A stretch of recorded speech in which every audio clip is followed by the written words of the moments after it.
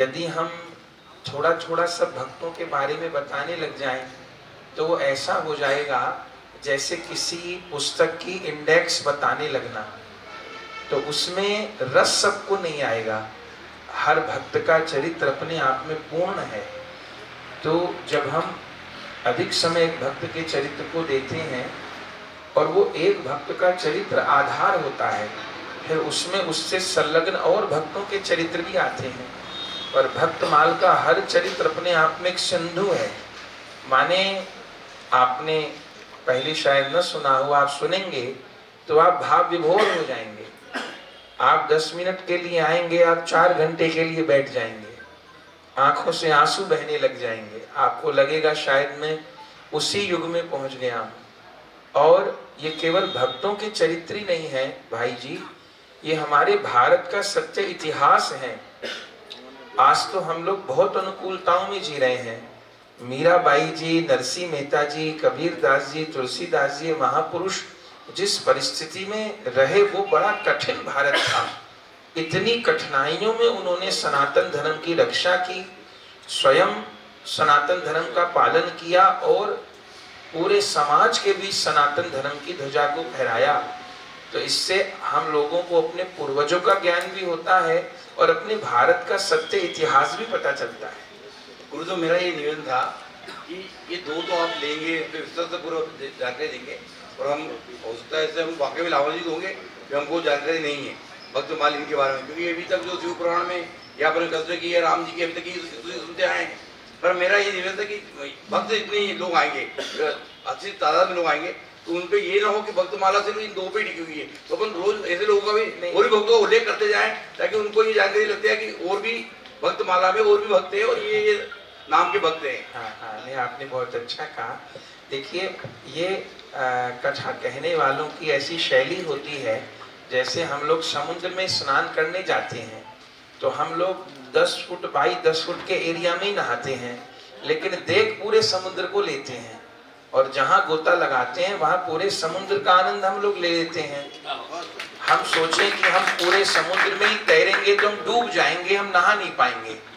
तो ऐसे ही हम लोग एक भक्त के चरित्र में गोता लगा के सबका आनंद ले। गुरुजी, भक्तों के बिना भगवान के अस्तित्व को लेकर क्या कहें? देखिए भगवान का जो चरित्र है वो भक्तों के कारण ही है। जैसे आपका परिवार केवल आपसे नहीं है, आपका परिवार आपकी धर्मपत्नी, आपकी संतान, आपके माता पिता, आपके भाई बहन उनसे है। एक व्यक्ति अकेले में अपना परिवार नहीं है। एक व्यक्ति जब समूह में रहता है अपने परिजनों के साथ, उसी को परिवार कहते हैं और वही उसकी फिर जीवन यात्रा होती है, उसके जीवन की लीला होती है। ऐसे भगवान भी अपने आप कोई लीला नहीं करते हैं। अकेले तो भगवान फिर सृष्टि की रचना ही ना करें। भागवत जी में लिखा है कि भगवान संकल्प करते हैं एको हम बहुश्याम, मैं एक से अनेक हो जाऊं। तब प्रभु अपने से ही अपने परिकरों को प्रकट करते हैं, क्योंकि लीला तभी होगी, प्रेम दो में ही होगा। अकेला व्यक्ति अपने आप से प्रेम नहीं कर सकता। तो भगवान अपने भक्तों को प्रकट करते हैं।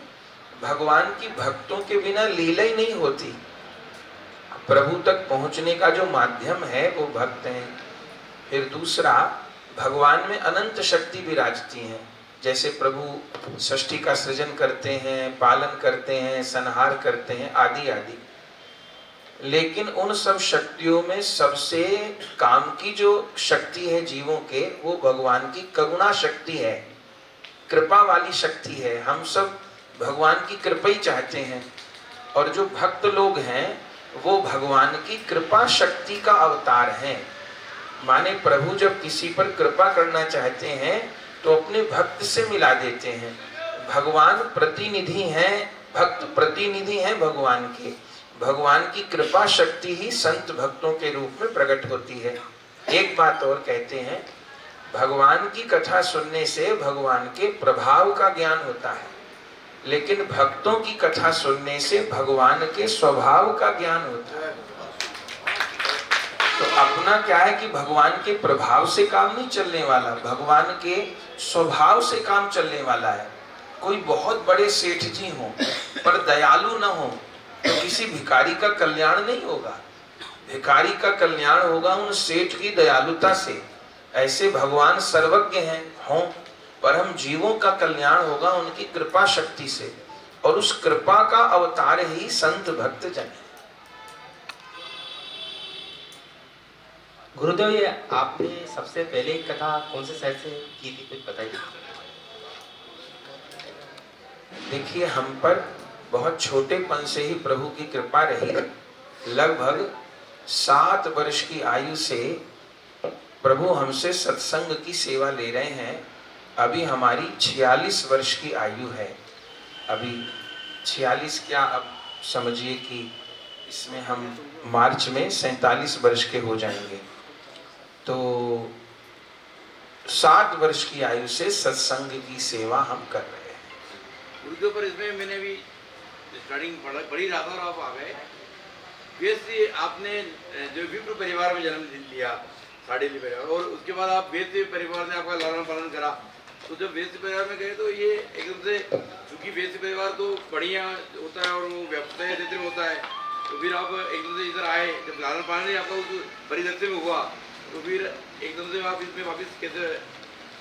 कुछ ऐसे जीवन यात्रा का प्रारंभिक चरण कुछ ऐसा रहा कि अब प्रभु को जहाँ पर भी शरीर का पोषण करना था, पर कुछ समय के लिए बाहर रहे, फिर पुणे जहाँ थे वहीं आ गए। फिर अपना सेवा क्षेत्र हमारा वही रहा। जी, और भी सज्जन? तो ये इसमें अपन जो है ये भक्तमाला में क्या ये भजन भी चलेंगे, जैसे बीच बीच में हाँ। कंटिन्यू एक साथ इतने सुनना, हाँ। थोड़ा एंटरटेनमेंट के लिए लोगों को ये क्या है माहौल बन चुका है परिपाटी की, भाई भजन नहीं आएंगे जब तक लोग उसमें वो नहीं होंगे, तो ऐसा चलेगा क्या? हाँ, देखिए, इसमें अपने यहाँ ऐसा है कि हम लोग बाजारू भजन या जो बिल्कुल पिक्चरों की धुन पर सब कुछ आजकल होता है, उस सब से हम लोग दूर रहते हैं। जैसे मीराबाई जी का चरित्र है, तो मीराबाई जी के जो रागों में भजन है वही होंगे। नरसिंह मेहता जी का चरित्र है, तो जो प्राचीन संतों के पद हैं उनका गायन होगा। माने भजन भी एकदम शुद्ध देसी घी, ना कथा में डालडा घी होगा ना भजनों में डालडा घी होगा, दोनों में शुद्ध देसी घी।